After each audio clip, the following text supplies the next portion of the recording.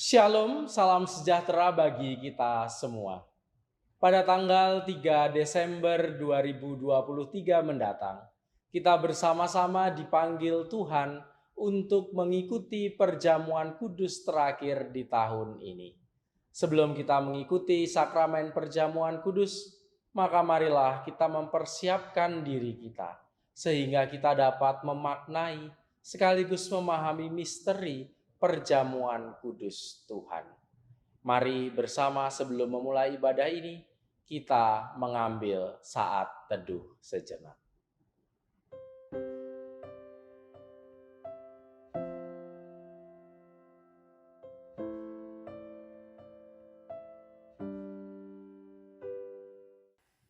Mari bersama kita naikkan pujian dari Kidung Jemaat 84. Ya Yesus, Dikau kurindukan.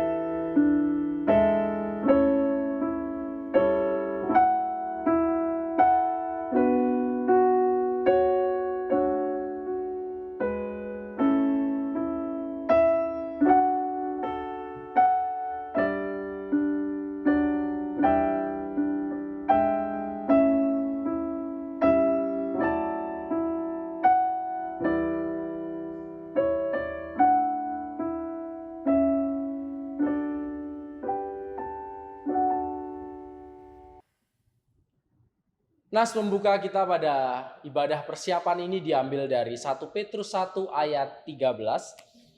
Sebab itu siapkanlah akal budimu, waspadalah dan letakkanlah pengharapanmu seluruhnya atas kasih karunia yang dianugerahkan kepadamu pada waktu penyataan Yesus Kristus.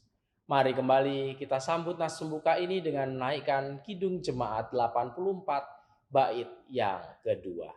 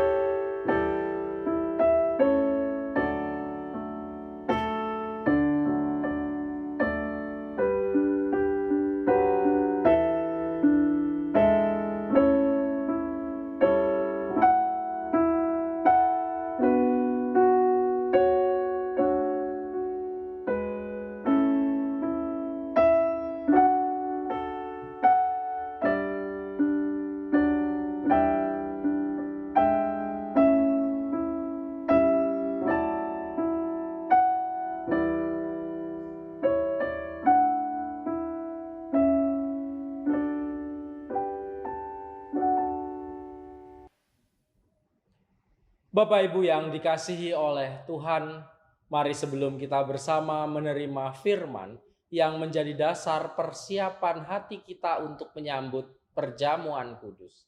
Kita tunduk di dalam doa. Ya Allah, firman-Mu adalah pelita dalam kehidupan kami. Biarlah Engkau terus menyinari hati kami dengan firman-Mu, sehingga hanya kehendak Tuhan yang terjadi. Biarlah kami memahami masa Advent ini sebagai masa persiapan kami untuk menantikan kedatangan Tuhan yang akan kami rayakan dalam peristiwa Natal, juga kedatangan Tuhan yang kedua kali. Kami menyerahkan pelayanan firman pada hari ini hanya di dalam nama Tuhan kami, Yesus Kristus. Amin. Pembacaan Alkitab kita pada ibadah persiapan ini diambil dari Yesaya 44 ayat 2.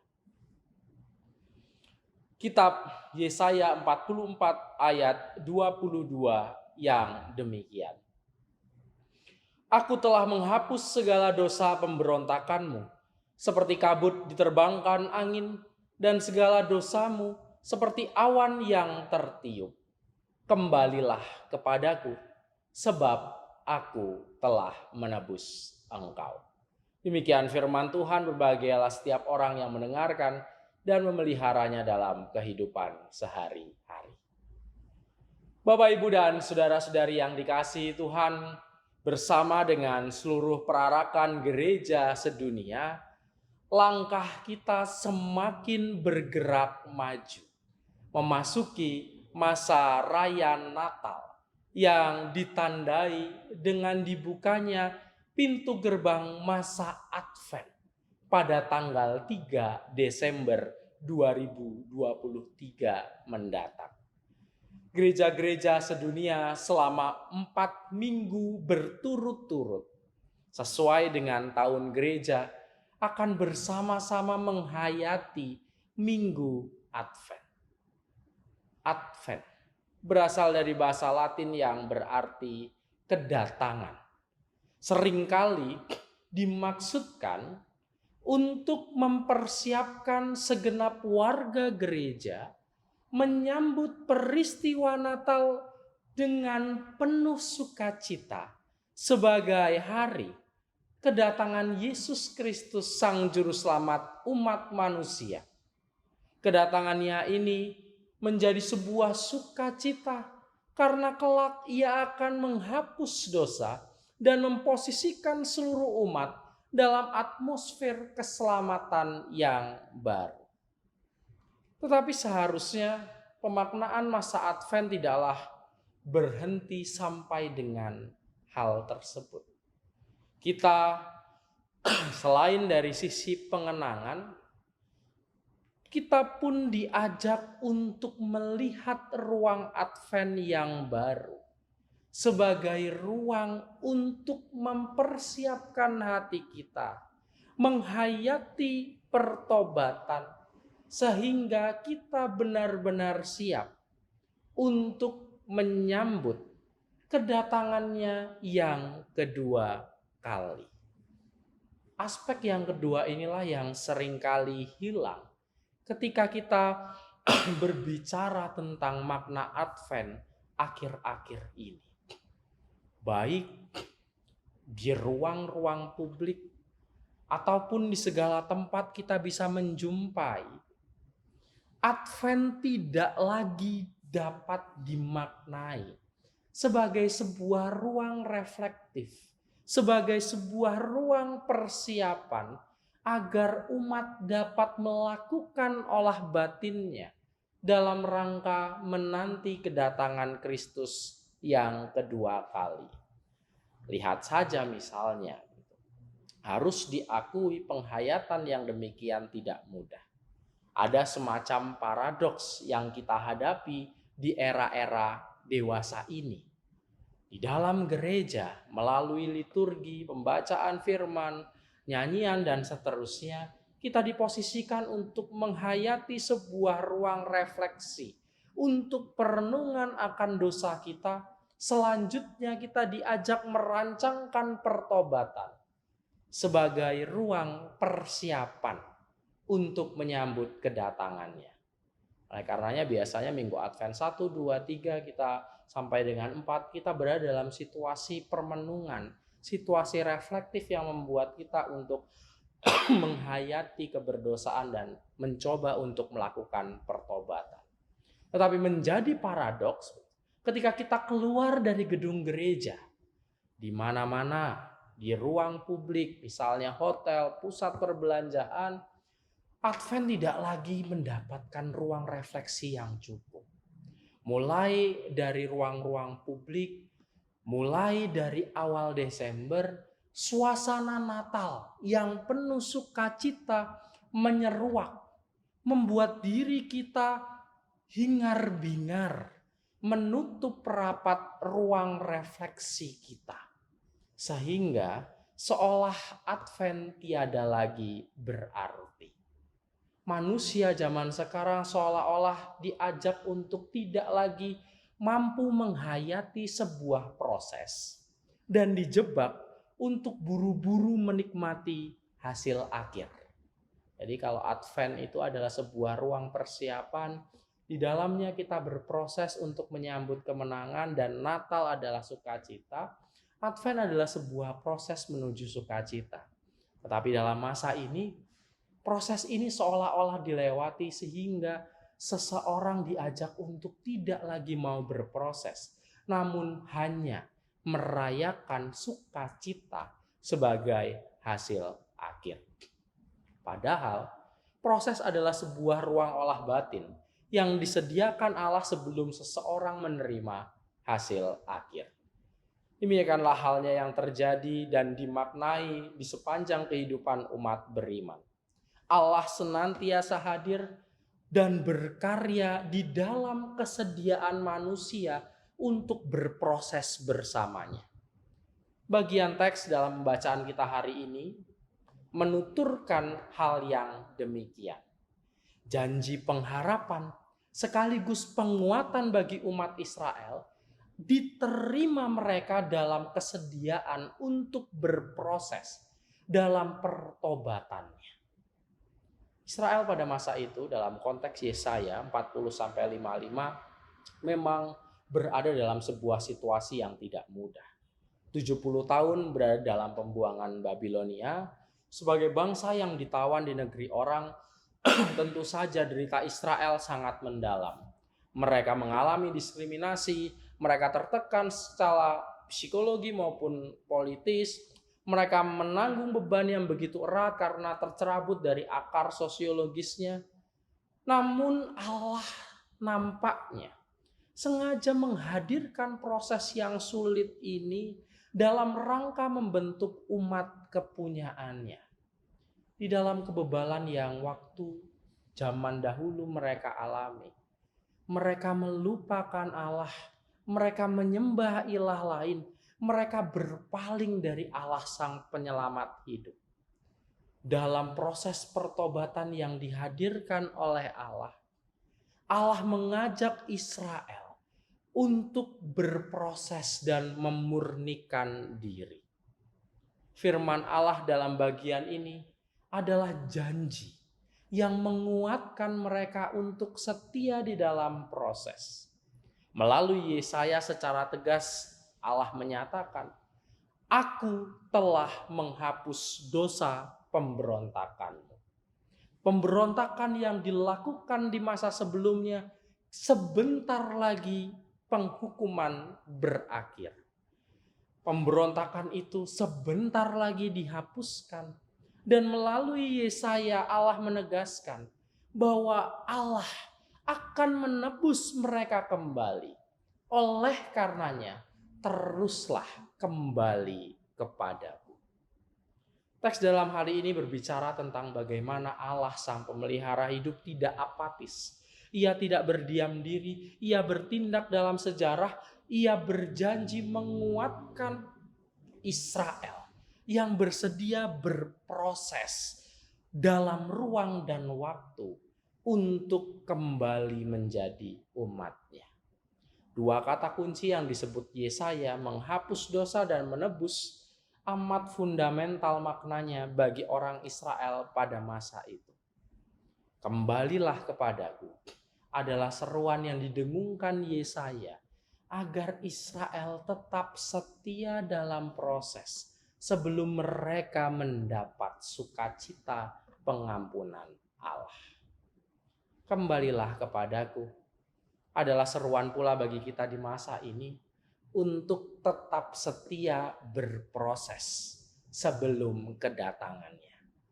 Masa Advent menolong kita untuk menyongsong hari raya Natal dan hari kedatangannya yang kedua kali dengan menyediakan sekitar ruang untuk menyiapkan hati dan pikiran yang lebih terpusat dan terarah kepadanya. Oleh karenanya, mari gunakan masa Advent ini sebagai sebuah masa permenungan, masa pertobatan, masa untuk berproses agar kita semakin layak untuk menjadi umatnya. Apakah Allah meninggalkan kita ketika kita berproses? Tidak. Perjamuan kudus menegaskan kepada kita bahwa di dalam proses yang akan kita lalui dalam masa Advent ini, Ia menguatkan kita, Ia memelihara jiwa kita, sehingga kita tidak lelah dan kehabisan tenaga. Selamat memasuki masa refleksi Advent. Setialah terhadap proses pembentukan Allah dan syukurilah pemeliharaannya bagi kita lewat perjamuan kudus yang menguatkan kita untuk berproses. Selamat menghayati masa persiapan ini. Amin. Tuhan memberkati. Saat teduh bagi kita.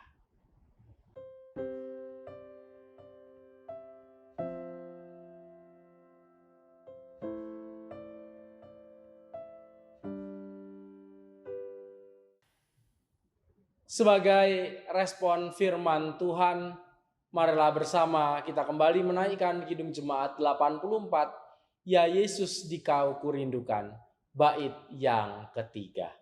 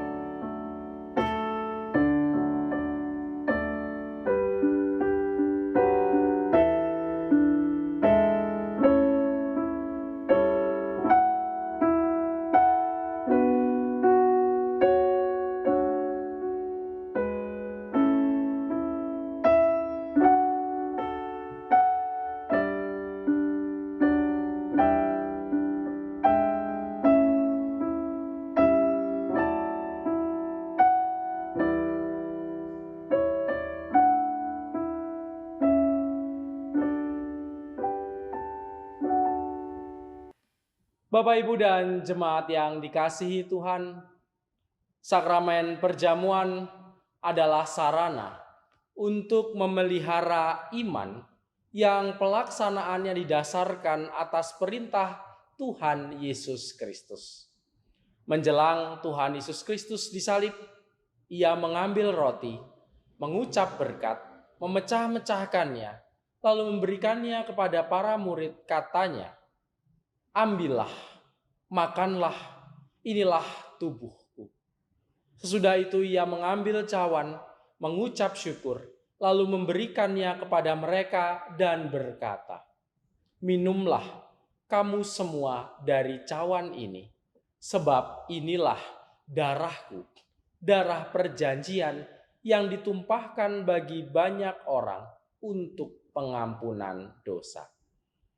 Sakramen perjamuan kudus mengingatkan orang-orang percaya kepada yang pertama, penyaliban, kematian, dan kebangkitan Kristus. Yang kedua, kedudukan orang percaya sebagai anggota keluarga Allah. Dan yang ketiga, kesempurnaan keselamatan yang dijanjikan oleh Allah. Sebelum kita menerima sakramen perjamuan kudus, marilah kita menguji diri dengan bertanya kepada hati kita masing-masing sebagai berikut. Yang pertama, apakah kita mengakui bahwa kita berada di dalam kondisi tidak selamat, tetapi oleh anugerah Allah kita diselamatkan melalui pengorbanan Tuhan Yesus Kristus? Yang kedua, apakah kita bersedia dan bersungguh-sungguh menjalani hidup baru di dalam kuasa Roh Kudus? Yang ketiga, apakah kita bersedia menjalani hidup dengan penuh syukur dalam persekutuan sebagai keluarga Allah? Atas pertanyaan pengujian diri yang telah dibacakan, bagaimana kesaksian iman dari Bapak Ibu semua? Puji Tuhan, marilah bersama kita tunduk dan menyerahkan persiapan kita di dalam doa. Inilah ya Tuhan kesanggupan kami yang telah kami utarakan di hadapan-Mu. Tuhan sendiri yang kiranya memampukan kami untuk menghayati misteri perjamuan kudus sebagai bentuk cinta kasih dan pemeliharaan Tuhan dalam kehidupan kami. Terlebih ketika pada perjamuan kudus ini kami bersamaan juga merayakan masa Advent, biarlah perjamuan kudus ini menguatkan masa pengharapan dan pertobatan kami, sehingga kami bersedia untuk terus berproses di dalam Tuhan, menjalani kehidupan semakin hari, semakin seturut dengan kehendak-Mu. Kami menyerahkan diri kami ke dalam tangan Tuhan kami Yesus Kristus. Amin.